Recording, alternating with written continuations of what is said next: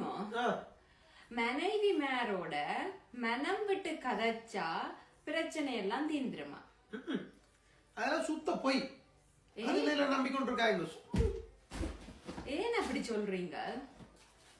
இந்த எங்களை வீட்டு முன் வீட்டுல இருந்தாங்க சுரேஷன் சொல்லி ஞாபகம் இருக்கா உங்களுக்கு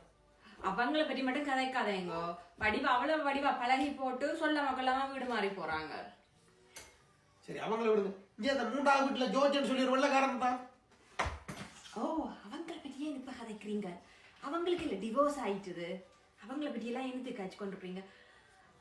அது சரி ஏன் இப்ப அவங்களெல்லாம் இப்ப இதுல காய்ச்சி கொண்டிருப்பீங்க இல்ல இப்ப நீங்க சொன்ன அந்த நியூஸை நம்பித்தானப்பா நானும் அவங்களோட மனுஷி மேரோட மனசு விட்டு காய்ச்சலாம் பிரச்சனை ஒருத்தன் வீட்டை வீடு மாறி போயிட்டான் ஒருத்தன் டைமஸ் எடுத்துட்டு போயிட்டான் பிரச்சனை கூடுமே தவிர குறைஞ்ச மாதிரி தெரியல மற்றவன்ற மனசியோட மனம் விட்டு காய்ச்ச நேரம் உம்மோட மனசியோட மனம் விட்டு கதைக்கத்தான் நான் சொன்னேன் உங்களுக்கு